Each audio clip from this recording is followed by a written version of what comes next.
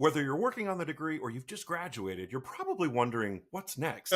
Well, don't worry. We were wondering exactly the same thing. From auditions to young artist training programs and beyond, we've been there and we got your back. This is Between the Notes, real talk for singers chasing the dream.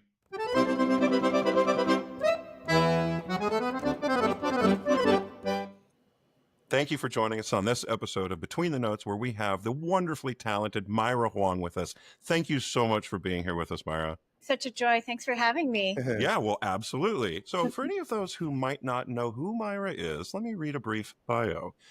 Myra Huang is a 2-time Grammy-nominated artist and performs concerts all around the world. Her album Gods and Monsters with Nicholas Pon was nominated for Best Classical Vocal Solo Album at the 60th Grammy Awards in 2018, and their album Clairière, featuring the music of Lily and Nadia Boulanger, was nominated in the same category for the 63rd Grammy Awards in 2021.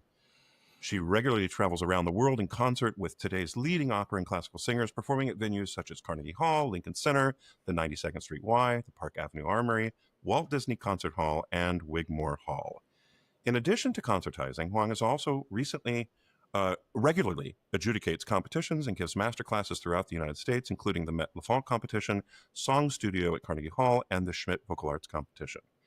Huang is the head of music at the Lindemann Young Artist Development Program at the Metropolitan Opera. She is also the head of music at the Aspen Opera Theater Vocal Arts Program, as well as a faculty member of the Collaborative Piano Department at the Manhattan School of Music.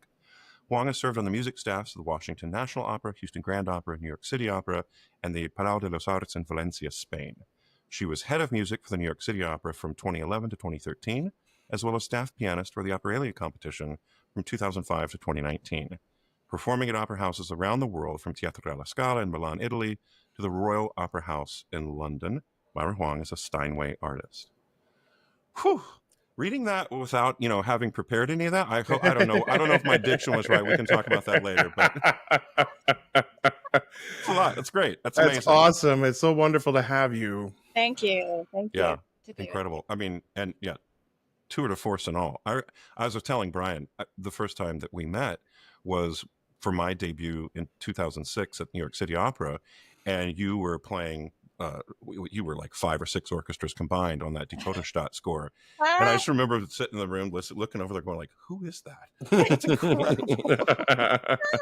That of course, the hardest scores. I'm sure, yeah. I remember trying to prepare that role, and I would bring it to a pianist, and they're like, It's crazy. Truly. So hard. My goodness. So yeah, well, let's get into this. I mean, as your bio mentions, you work a lot with singers. I do. So when was that first collaboration meeting? Like, what drew you to that? And over time, what are some of the things that, I mean, because I'm sure you work with a variety of different people in collaborative ways, and now as the head of music staff, or you have a lot of different responsibilities. But when you do work with singers, and like I said, how has that transformed over time? Thanks. It's quite the journey for sure. I got into it basically during my time at Juilliard. I was piano solo. I grew up doing a ton of chamber music because my brother is a cellist. So working with other musicians was like breathing for me. Sure. But singers were a different breed, and I was doing this outreach program that Juilliard does, where you get paired with someone and you go serve, at nursing homes and things like that. Mm-hmm. And I got paired with a singer, and her name is Sarah Wolfson. I don't know if you know her, but I know that name. Yeah, beautiful, like just so sparkling and intelligent. She's great. But one day we were coming back, from our gig, and she turns to me and she goes, "You might consider doing this for real. You're really good at this." And I was like, huh, okay, and I know for any pianist who's not familiar with vocal literature or working with singers, it's really daunting. Like all of a sudden, even the things that you do know kind of like erase in your brain. You're like, wait, what do I do? What do I do? Right. While the singer is singing and all of this. But so then I had a good friend, Kelly Kuo, who you might know, Yeah. Oh, yeah. Of course. who I was love Kelly. singing with Warren Jones at the time, and we were good friends. And he really kind of introduced me to this whole world, you know, and we went to sit in on a lesson of his with Warren. And then I went to see Warren perform at Carnegie Hall with Samuel Ramey. Of course, Sam Ramey was incredible. Right. The whole time, my eyes and ears were glued on Warren. I was captivated, you know, Yeah. the sounds he was making, but also the breathing, I think, in his playing, you know, which you have to have with singers, just absolutely blew me away. So I was like, I don't know about singers and all of that, but I know that if I study with Warren, I'll become a better musician. Sure. So I auditioned and he took me, and the rest is kind of history, you know. I started working right after I went to the HGO studio after MSM, and after that started working, you know, in opera houses. So I'd say, you know, I've had different seasons in my career. So I did my opera training, and then I did the opera house thing for a few years. And then my recital career started to kind of take off. It kind of coincided with me having my first daughter, because after she was born, I was interested in shorter trips, you know, like not going for a month, you know, somewhere. Right. Sure. And at that time, my relationship with Nick Pon was really developing because we were in HGO studio together. Oh, okay. And our collaboration was just so natural. So natural. So we started to recital together. And then, you know, other collaborations started to come into the picture. So, you know, I think my career has been, what I appreciate about my career is that there have been different facets to it. I used to kind of think that it had to be one or the other. And, you know, there were a few years where I wasn't in the opera house and I was principally doing recitals. And I found that I really missed the community of the opera house. Yeah. And I missed how much you grow from your colleagues, you know, when you're working together with the music staff, and you learn so much from the others that are there. And of course, it's kind of like being in the trenches, you know. Yeah, totally. Sure. Yeah. As we all know, opera is just hard, period, for Yeah. everyone involved, right? It's this gargantuan feat that you're doing every single time.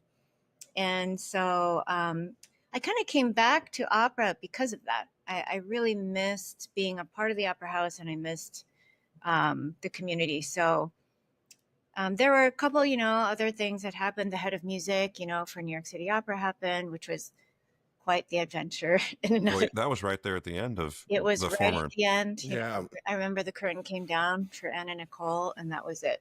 Wow. Wow.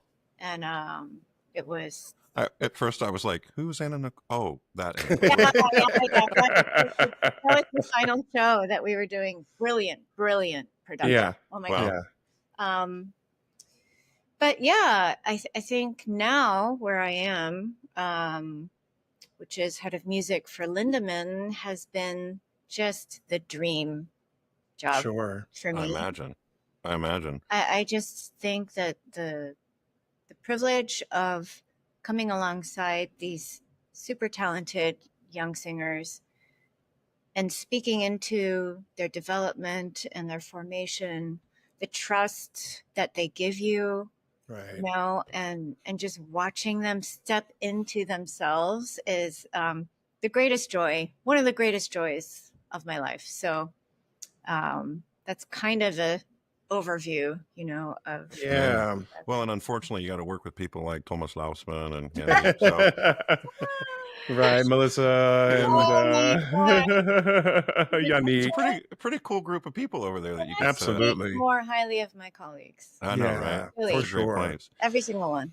So talk, I mean, our audiences are hopefully, young singers that are just sort of getting into this world, or maybe young artists that are sort of, finding their way. But for those of, I mean, I remember when I was starting out as a singer, it was just like the person who played the piano while I sang a song, right? And I had no really idea and understanding. So, and then eventually, you move forward, and then that person starts to give you a lot more information, and is teaching, right? And so we thought it would be nice to talk, if you could share a little bit about the difference between like the like a pianist and a coach. Like what are those differences, and how does one become a coach? Right. So I will say that there's, the differentiation between just like being the collaborator, like for a performance, Mhm. you're the pianist, and then the coach when the singer is actually wanting you to give them input, Mhm. help them sing better. Um, and I every relationship is different. So I think that there are relationships out there where a singer performs with a pianist, um, and that's it. Like they act as chamber music equals. Mhm. So they will speak to each other in rehearsal in terms of musical ideas, but you won't necessarily coach the singer vocally in any kind of sense. Right. So there's that kind of relationship. And then I know that there are other performing partners where the pianist does function as a coach Mm. for the singer, even for that concert, that Mm. they are both performing in. Right. I find that for myself, when I'm doing my recitals, I kind of take my coach hat off Mhm. Is because, that an easy thing to do? um, to be honest, like, You're like, really? Is that how you're going to sing? Okay, I got Is that how you say that word? Maybe. well, I, I always have, just whatever thoughts, but the Sure. people that I work with are such brilliant singers, Sure. Mm. and such brilliant musicians. Like I respect my singer partners just equally and completely, as musicians. Sure. Yeah. So our discussion is pretty much, just based around musical ideas. Mm. Once in a while, if like there's a note that's really flat or something, like, yeah, you're a little bit on your pitch there. And they totally appreciate that, Right. Oh, sure. mainly because we have a relationship based on trust. Right. Yes. If I was working with someone for the first time, I don't think that I would say that. Yeah. I don't think Right. that I would Right. Right. um, and then of course when we have a coaching, when a singer comes to me saying, hey, can you coach me on this, then I feel it's my job to give you as much information as possible. Yeah. You're paying me to get that information. Um, but of course, there's so much psychology involved, and Mm. in that session, you kind of need the sense of how much is enough, how much is too much. Yeah. You can't actually just throw all information at someone, Sure. Yeah, and I know from a singer who has worked with you, and I asked that singer how it went. It's like she was just so unbelievably kind and supportive, and I was like, wow, because coming from AVA, it just was maybe not always the case. Kind and supportive were not words I would have used about coaches or in coachings at AVA. Outside they were lovely people, but I think that it's so wonderful because. So much about singing is about being vulnerable and being free and being somewhat relaxed, but engaged in the right way. And if somebody is attacking you, the defense is to, the instinct is to kind of turtle and to hold. And that is the exact opposite of what we need for, good, beautiful, efficient singing. 1,000%, 1,000%. Sometimes singers will come in and you can see Mm. that they're holding Yeah. stuff, Right. and I don't, try to turn the session into like a therapy session or anything. Right. I think that there are good boundaries, but Yeah. sometimes you need to ask, sometimes Sure. you're like, is everything okay? Mm-hmm. Whatever. And sometimes they even just talking for like 2 minutes, Mm-hmm. and even just them getting the sense that I'm not expecting them, to just Right. ignore that and like just do the work. Mm-hmm. I think puts them at ease, you know. Yeah, I mean, I think the coach relationship, the coach singer relationship, at least since we're talking about that, like, once I had kind of gotten my technique kind of squared away for what I was, while I was at ABA, then the coach kind of became the person that I worked with more often because I was learning so much music and a lot of it was French. And so I had a French coach who would travel around and meet me in London, and we would work at the opera house while, singing something else on the days off. We go and prepare it. And so really, I'm not saying that you replace the teacher, but the shift does happen to where the coach, you spend more hours woodshedding and doing the hard work and getting frustrated. Then you go to see the teacher and you pay him $250 for 45 minutes or an hour, and they fix three vowels, and they're like, all right, you sound great. Amazing.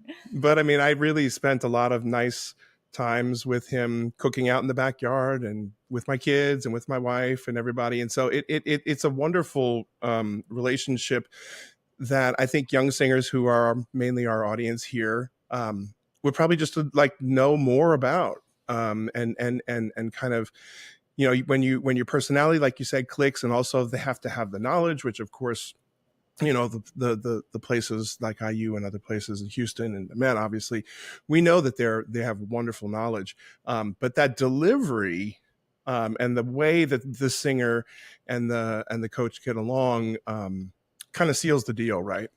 Absolutely. Absolutely. There's definitely a dynamic, Mm-hmm. that happens between the singers and coach. And it's always interesting, right? There's always chemistry between people Yeah. or not, Right. right? Absolutely. And that's totally Absolutely. fine. Totally Yeah, fine. that's totally fine. So you find your people, Mm. What are some of the things that you listen for when you're maybe even a first session with a singer? What are some of the things that you're listening for to sort of see if they're, like check, check, check. Okay. Oh, wait, no, that needs a little bit more. Mm. That's a good question. I mean, I am definitely listening for how much of a technical foundation they have, Mm-hmm. because ultimately it needs to be at a place where we can see that it will keep going forward. If there are Right. so many issues, that are entangling the singer, it's really hard to work musically, Right. Sure. because also technique, for example, is so closely tied to your ability to sing legato, right? Sure. Oh, indeed. And so if you can't sing legato, like that's in opera anyway, Right. at least 50%, Yes. of the Yes. challenge, if not more. It's great. Yeah. Because Between the Notes is exactly the name of the podcast. We came up with this and decided to use it because of talking about the air moving between the notes and the legato and how to keep that resonance and the flow of the air. I love that you said unentangled. It's such a great word, with all the base of the tongue and all those things in here, that things just get tangled up and they get tight and they get tighter if you don't release them, I think is the best word I could think. Exactly. Yeah. I'm always kind of zooming in on that, if they're kind of in their bodies and have Mm-hmm. some sense, Yeah. But I mean, we're always looking for special. Yeah. Where Uniqueness. Yeah. yeah, like we really want someone who touches you, Mm. that there's something about them and who they are and how that comes through their singing, that grabs you. Yeah. And I think that's a tricky thing for a lot of young singers to realize, because a lot of us come from the choral background. And Hmm. whenever you're singing in a choir, you're trying to not stick out. You're trying to do the same thing that everyone else is doing, sing the same vowels, Right. blend. And unless someone pulls you aside and says, okay, you got to understand that there's a big difference between singing in a choir and singing as a soloist. And it's tricky. I mean, you either have that person, or you sort of figure it out the hard way along the way, that oh, I am supposed to stick out, and I am supposed to be unique, and Right. the things that make me fun around my friends are the things that I can maybe bring into my performances, so that, like you said, I mean, all of us are special in some ways, and I think you got to tap into that, and figure out how to express that Yeah, in as in, my in daughters music. would say, right? Like the Riz. You need the Riz. You need That's the right. That's you right. need the charisma, and that charisma, it does. It hooks people, and it's why I remember when I saw a singer when I was very, very young. I mean, probably 8, 9, 10. And there was a singer, a tenor, who actually was friends with my choir director, who was in the Lindemann program, although I don't think it was called the Lindemann program at that time. And he came and sang Mamma quel vino è generoso. And I was like, I came home and I told my mom, I was like, man, we heard this guy sing today. I have no idea what he was saying, but he kept saying mama, and he was all red in the face, and it was really passionate, and like it was super cool. And it was like, yeah, it's just, there's something that's so visceral that even if you encounter it for the first time, especially up close like that, I mean, 10, 15 feet away, you're like, whoa, Yeah. I've never heard a human make a sound like that. Right. Yeah. It's literally the vibrations, Mm-hmm. vibrations Yeah. that come into your body. Yeah. It's amazing. Yeah. So one last thing, I know that working sessions are kind of a thing that happens with conductors. I've done them with stage directors. I think you've done some with the Lindemann program. Just tell us a little bit about what a working session is and what you're looking for. Right. So we always will do a working session with someone that we're considering for Lindemann, and it's Mm-hmm. usually after the first round Yeah. of auditions. And we're always looking for how well the singer responds Mm. to input.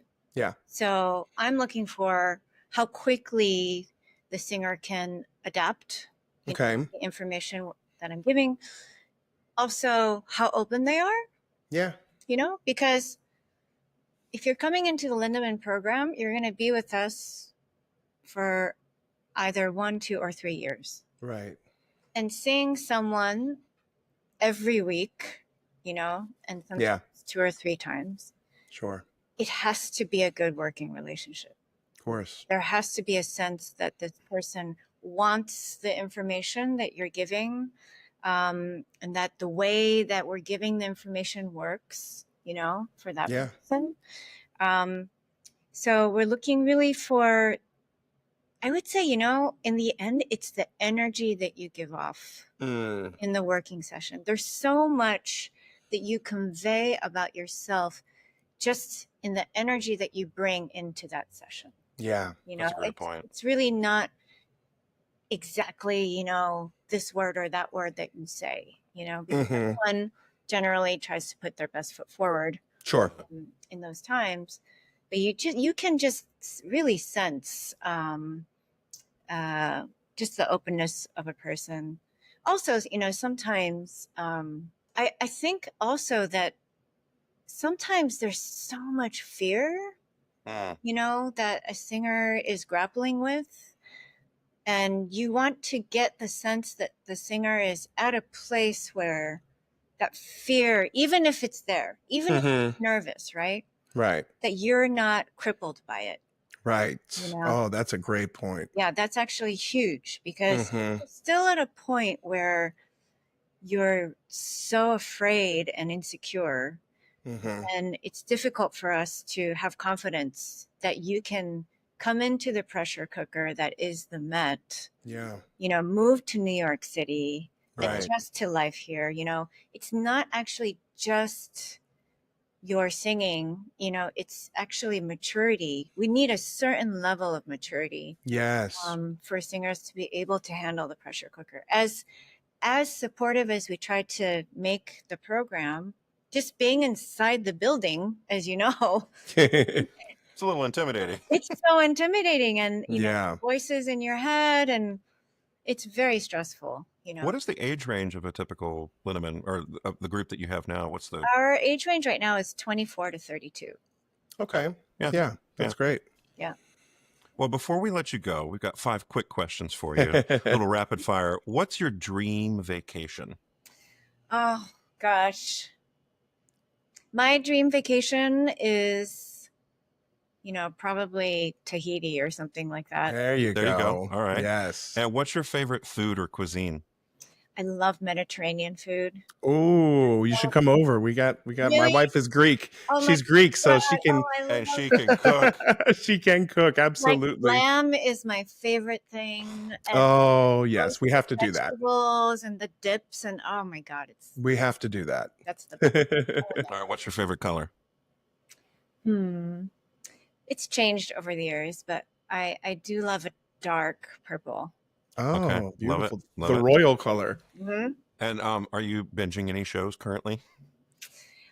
So I'd already seen it myself, but my family hadn't seen it. So we are currently going through Ted Lasso once again. Oh my God, it's the best show ever. I love Ted Lasso. Oh, it's such a feel-good show. I love it. My Oh girls my gosh. love it.